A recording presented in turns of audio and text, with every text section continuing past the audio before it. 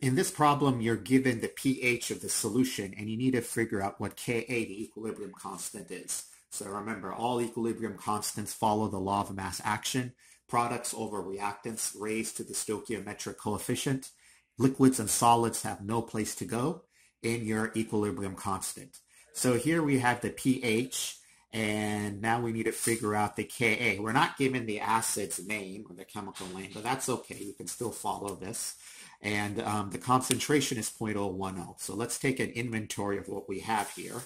And so 10 to the power of minus 6.20, let's do that on our calculator really quickly, the anti-log or the inverse log. And on my calculator, I'm getting about 6.31 times 10 to the minus 7. So that's the concentration of H+.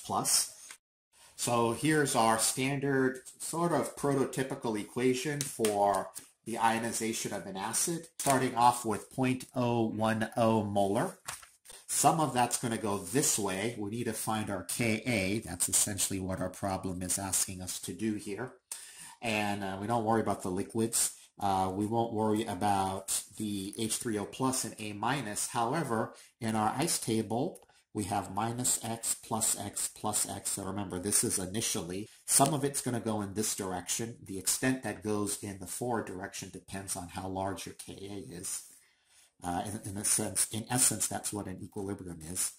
So we have our standard ice table of 0.010 minus X of the reaction going this way. Well, they tell us what our concentration is at the end of the reaction. So at the end of this reaction, this acid HA has a pH, which is nothing more than a measure of your hydrogen ion concentration, has a pH of 6.20, which is a concentration of 6.31 times 10 to the minus 7. So really, 6.31 times 10 to the minus 7, big M, is our X.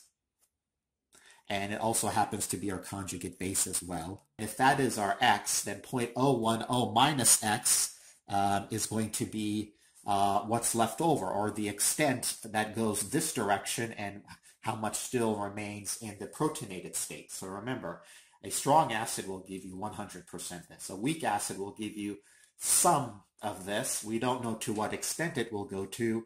That really just depends on the magnitude of your Ka value. If it's very large, more will go in the forward direction. If it's very small, less will go in the forward direction and remain right here on the reactant side. So 0.010 minus X, we've established X is this number, 6.31 times 10 to the minus 7.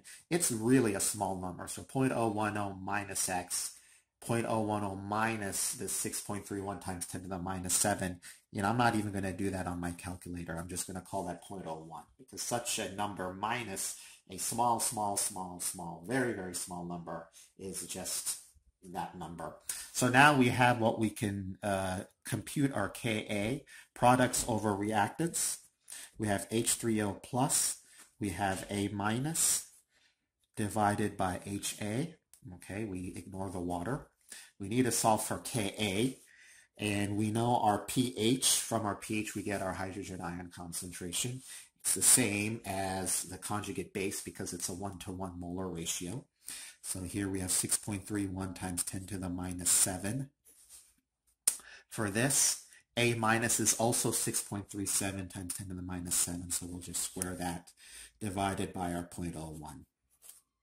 So doing that on our calculator, we're getting an answer of 3.98 times 10 to the minus 11, a very, very small number. So very, very little of it gives you H3O plus. You kind of see that 6.20 is kind of on the high side of the pH. So we would expect a very small amount of hydrogen ion concentration. We would expect our equilibrium to be, again, 10 to the minus 11 to be very much shifted towards the reactant side, and very little of it goes towards making the conjugate base as well as H3O plus, the hydrogen ion concentration.